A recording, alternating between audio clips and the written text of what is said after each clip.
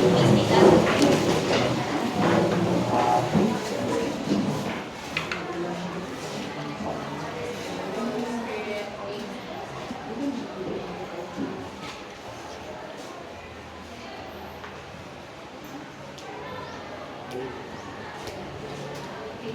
Let's put ourselves in the presence of God.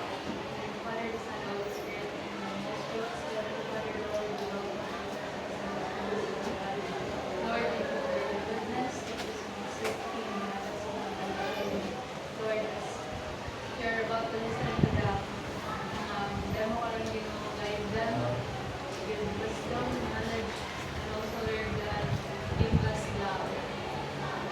Wisdom to understand their love. Father, thank you, Lord, because you will help them, Lord God, will always be with them sa tanan nila, God. Istoryahan, tanan nila i-instruct ang mga. Thank you, Lord, for your goodness. In Jesus' name. Good afternoon, class. Before you take your seat, kindly look around. Basig naman makita niyo mga basura na yung pareho kong punit. And please arrange your chairs properly and also sit properly.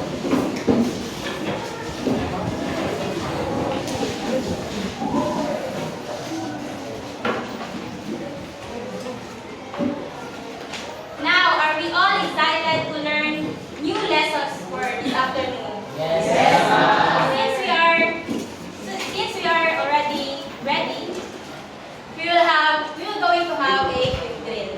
So this quick drill involves the topic of need, media, and mode. So basically, just a review about need, media, and mode. So the instruction for this drill, we will recall the processes and importance of need, media, and mode through these guided questions. Then find someone you can share your thoughts with. So find a pair. So pag nakabili na ka-pair, please sit beside your pair. Kung bili mo kayo ang pair, okay lang po, ikaw lang isa.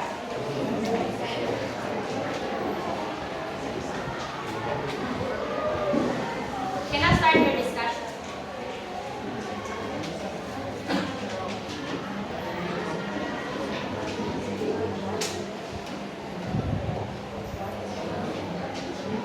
Okay, time is up. Who would like to volunteer to share their discussion with their pair? Anyone? Who would like to volunteer? I-share nila sa ilang discussion kanina through these guided questions. Yes, Miss Mabaya.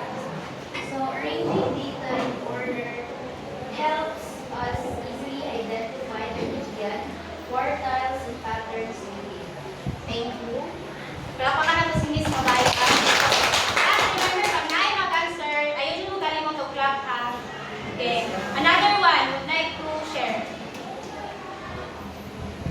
Okay, Miss Cativeros. Number 2. Okay. How we find them, add all the values then divide by the total number of values. Okay, good job. So, tama si Miss Cativeros. So, how about question number 3? Would like to answer? Question number 3. Miss Erica. Question number 3 is how to identify the middle values. We identify the middle value by arranging the data and locate the middle value or the median. Even take the average of the two middle values. That is correct. Very good, Miss. Last question. What does mode represent? Would like to answer? Yes, Miss Malu. The node will be the value in the given data that appears most beautiful. Thank you. Very good, Miss. So, since I already saw na nakabalog hapon mo what is median mode, let's have an activity. Ma-apply na ito ni knowledge. So, the title of this activity is Be the Data.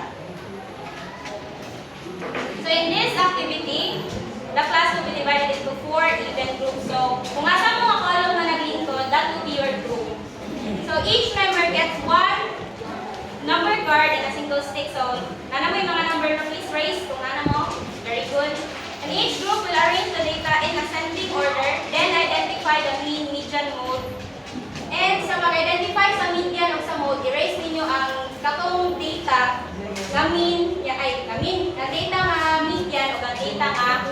Okay. You can start now.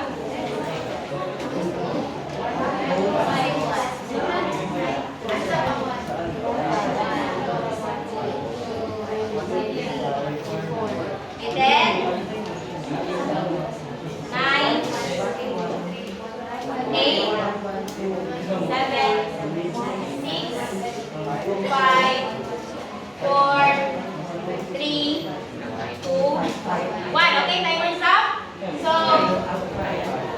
this will be group 1, group 2, group 3, and group 4. So, group 1, what is your mean? How about median? 5. Median is 5. And mode is 1. Very good. Group 2.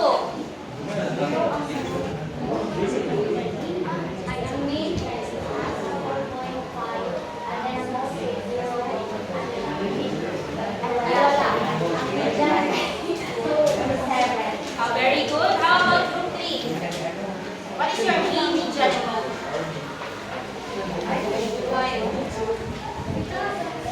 Ang data may 3, 5, 5, 6, 9. So kaya, since ang mean na pagkakaroon muna is, ako i-add siya, so tapos i-divide na siya, kung pinaka-box, so divide by 5. So yung ano is, 385. Oh, ayan. Oh, tapos. Mode na lang, median, and mode. Oh, ang mode niya is most frequent is 5. Tapos yung median is 5. 5 yapon. Okay, thank you. Group 3. How about group 4?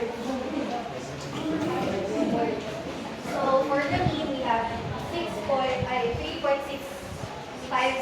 For the mode, we have 1 and 2. And for the median, we have 2.5. Okay, thank you very much. So, that activity, murag ako lang sukat kung may balik na kasabot na yung gihapon mo sa inyong pang-review about mean, median, and mode. And now we will going to have another activity. Pero in this activity, we will be only using the median. Yung sa pagkuha ng median. And the activity name is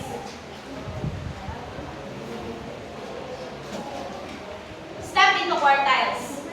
So in this activity, students will stay in their groups. So you'll stay in your groups. Now each group will be given a set of data.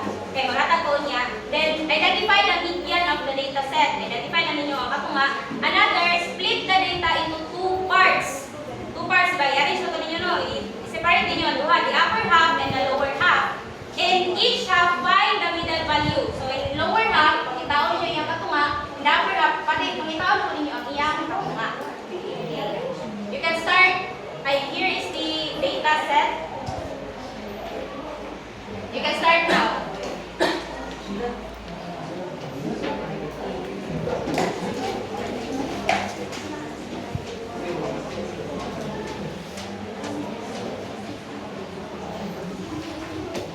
Now, since we already finished finding the middle value of the median, the middle value of the upper, and the middle value of the lower, now we will answer few questions.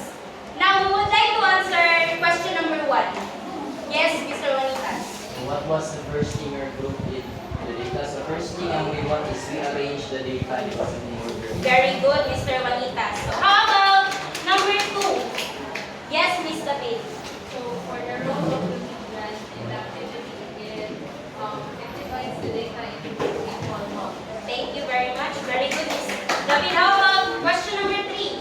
Yes, Ms. Mishona. The lower half contains the smaller values while the upper half contains larger values. Thank you very much. Very good, Ms. Mishona. How about number 4? Ms. Listal. By finding its median value. Very good. How about number 5? We'd like to answer number 5. Ms. De La Cruz. By finding its median. Very good. Number 6. We'd like to answer number 6. Mr. Rivera. Both involve finding middle values. Very good. How about number 7? Miss Heidi. Very good. So, based in our activity, so para sa inyong game, ibot na ito kaganina, we find the middle value.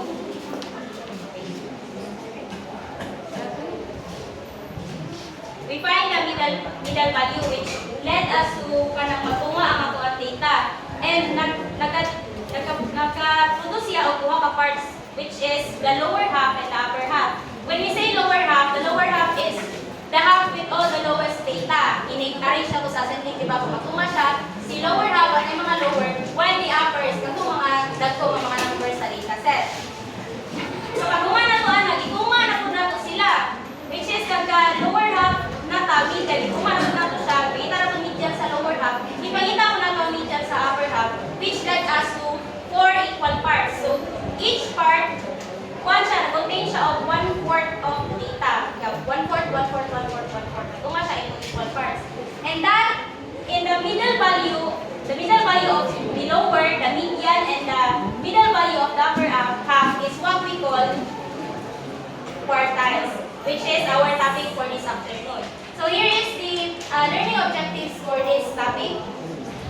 At the end of the lesson, you'll be able to identify the quartiles of a given set, appreciate the usefulness of quartiles in understanding data distribution, and interpret the quartiles for ungrouped data. So, what is quartiles? So, quartiles are measures of position that divides a data set into 4 equal parts, as I already said kanina, where each part represents 1/4 of the data. Each quartile tell us how the data is distributed. The lower half's middle value is called the quartile 1. Okay, nasa lower part na nagtunga, median na dito is the quartile 1, or what we call the lower quartile. So it represents the lowest group in the data. 1/4 of the data, meaning 25% of the value below our quartile 1. And the middle value is called quartile 2, or kanang matawag lang siya as median. It represents the 1/2 of the data. This means the 50% of the data. Like, it divides the data into 2 equal parts, so siya ang ika 50%. While the upper half middle value, or the quartile 3, which we call the upper quartile, is represents the highest group in the data, meaning 75% of the values are below quartile 3 and 25% are above it. Nakita na, class? Yes. Very good. So, mali siya ang representation, no? Here is the quartile. So, quartile 1, mali ang iyang lower, ang 25% below niya is, sa quartile 1, ang below niya is 25%. While si quartile 2 is simply the 50% of the data, while the quartile 3 is under niya 75% of the data. So here is the formula on finding the position on each quartile. Kaya dili man ka nang inihatag sa data, kay ang elements sa data ang ako ang pangitaon para makabalutan ang ano to siya ang median mo. Di para ko lang pangitaon sa median, no? Lahi man ang process ato, lahi ko na process sa quartiles. So here is the formula. So in quartile 1, the formula is n plus 1 over 4th observation. So kung kintahay, for example, kanina example 13, we have 13 elements in a data set. So si n, sa imo dire n is the total number of elements presented in the data. So si n is kung pila ka mga elements. So ato element dire is 13 man, so we have 13 elements. So atong i-substitute dira 13 plus 1. 14 divided by 4.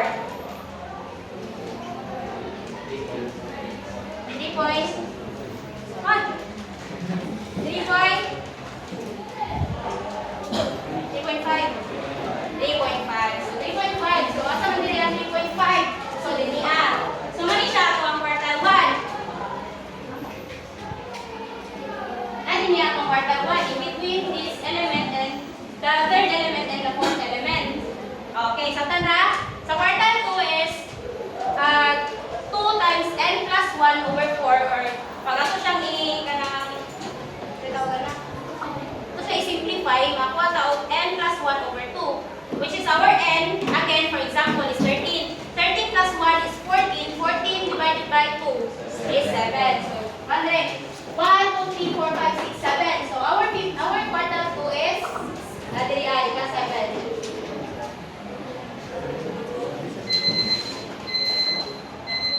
So next, lastly is quartile 3. Ang iyang formula is 3 times n plus 1 over 4th observation. So, kung sa ito ang n gani 13. 13 plus 1 is 14. 14 times 3. Calculator guys. 42 divided by 4. 10.5. 10.5. So, dali si quartile 3. So, inahan ang pangita sa quartile 3. And now, since kabalo naman tayo kuha ating kuhaan, ato siyang i-apply into real life application, interpretation. So, before na ito nato siyang ibalon kung sa steps sa pag-solve sa quartiles.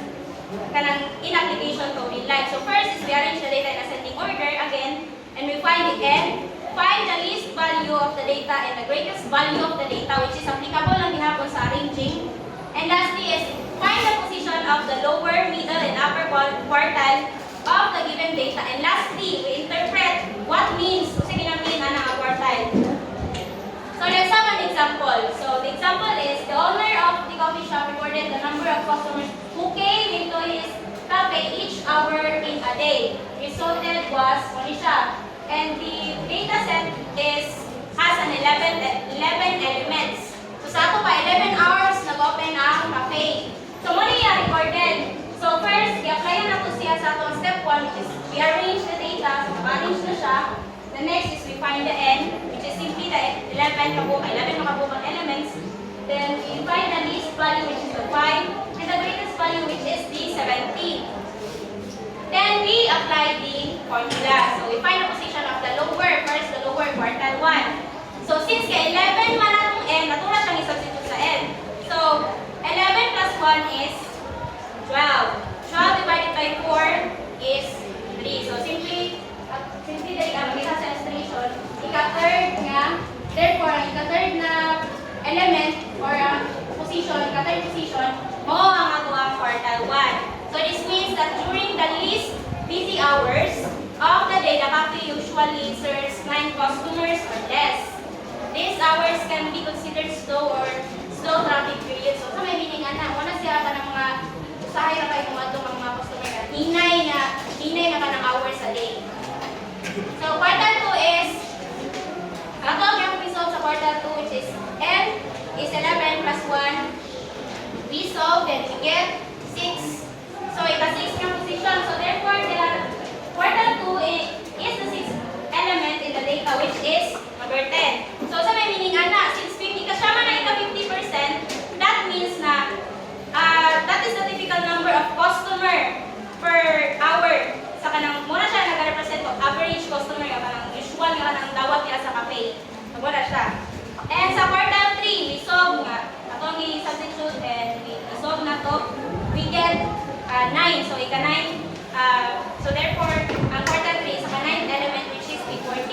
So sa may meaning ana, it means that most of the time the cafe serves 14 customer per hour. So sa may meaning ana, muna tong rush hour, bali mo daghan kayo og kanang customer nga mosulod sa ilaha. Bali mo pagkalit na kanang usog ba. Kuha na siya kanang busy or peak hours. So sabtan na. So sa may kana, therefore the quartiles help the cafe owner understand when business is slow, normal, or busy. This can help in decision making, such as scheduling staff or preparing supplies. So, dali naman musulod ang one kanang makaibalo na si business owner kung ano sa siya mag-uha og staff or mag-tunga og staff o prepare kung pila lang kadaghanon ang ilahang needs sa ilahang cafe. Sabtan na? Any questions? Sabtan na dyan? Let's have an activity. So, this activity is what we call Solve Me. So, individual na siya, no? Students are given a data about daily sales of a milk tea shop. Identify the quartile 1, 2, 3, and answer the given questions. So, kani 1, 2, 3. So, dali ang kuan mo ni siya ang scenario. The shop owner recorded the cups sold each day for a month, 25 days. So, nasa dali yan. So, you can start now. I would let anyone who answer or volunteer answer the given questions below. Okay, timer stop. Who would like to answer the first question, which is what does quartile 1 tells us about the sales? Who would like to answer? Miss Mabayaw. So for the quartile 1, we have 25% of the days had sales of 11 cups or less. No sales. Very good.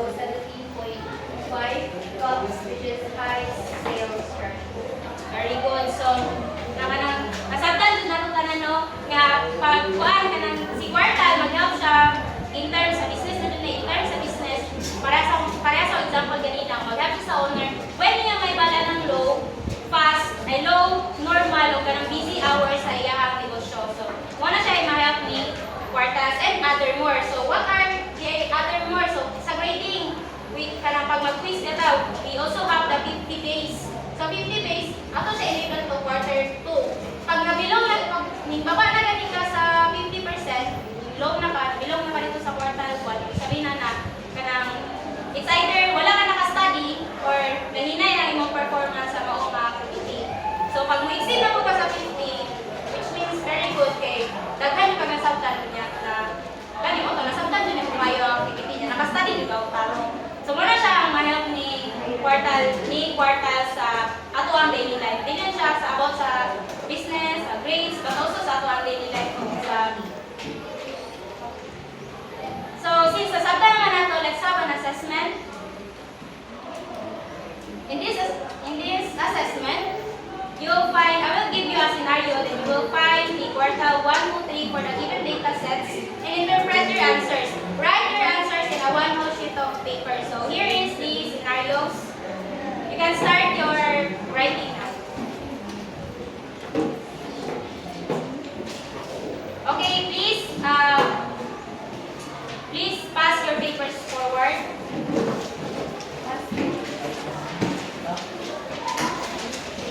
So before I end the class, I will leave you with an assignment. So in this assignment, it is called as my own data. So in this maghatag ko scenario, which is you will find also the quartiles. Then answer the guide questions kani. Then questions in a short paragraph. Then write your answers in a long bond paper. So this is the scenario for our assignment. So please copy na lang sa inyo ang mga notebook class. And that ends our lessons for today. Do you have any questions, clarifications, or bio instructions? If none, then that's